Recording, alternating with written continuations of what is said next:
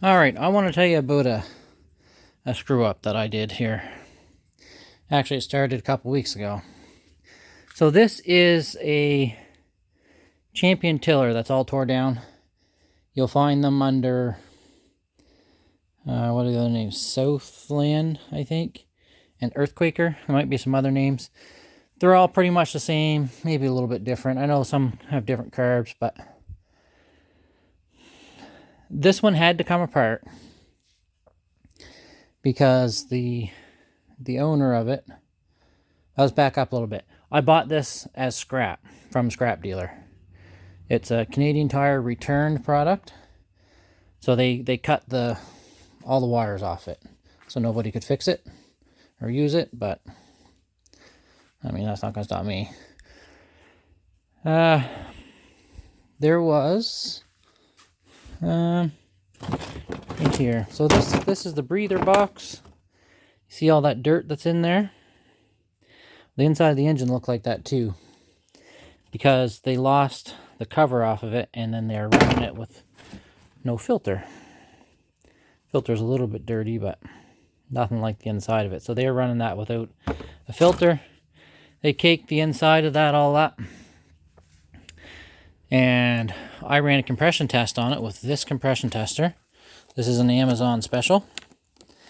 Now I've used this quite a bit, and I take good care of it. It always goes back in the case. Open.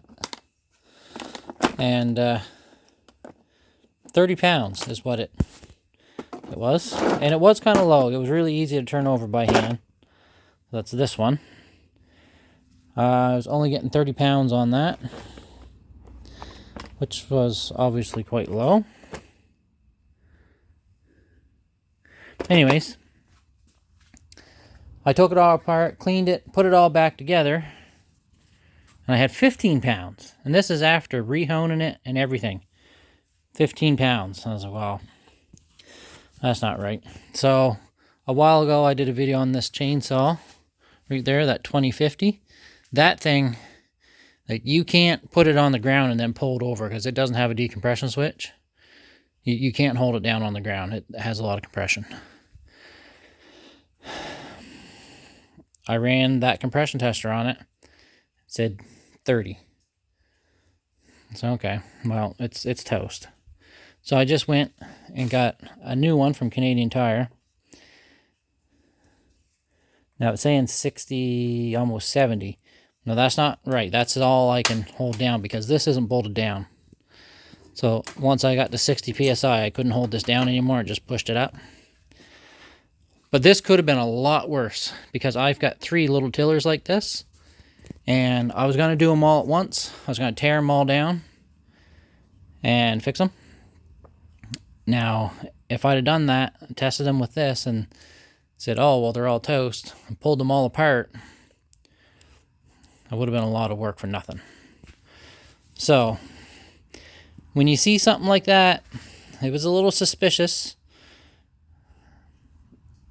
Take a minute and test your stuff. Like this is practically new. Even though I've used it quite a bit, you know, it came out of the case maybe a dozen times. Used, put back in, back on the shelf. But it failed. 30 PSI is way, way low for something like that. I would have expected, even if it was burn up, to have maybe 50 PSI, 60. I took it apart, and that dust that was in the filter, it didn't damage anything per se. It's a real fine, it's almost like a clay. And the inside of that cylinder was just a mirror finish, which is actually not good. But rehoned it, put it all back together, and I bet it's got over 100. Well, you know. Also, this one, it wouldn't hold the pressure.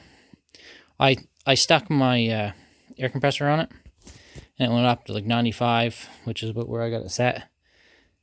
And then it just slowly starts coming down. So it's toast. There's one of the other ones I got to tear apart. The third one is a Mantis. That's a home light. Anyway, remember, guys, things break. Not only stuff you're working on, but your tools too. So if something doesn't seem quite right, just step back, take a minute and reassess, because this had to come apart anyways. But 90% of the situations, that wouldn't have been the case. So we'll chalk this one up to a near miss, I guess. Anyways, thanks for watching, guys, and we'll see you next time.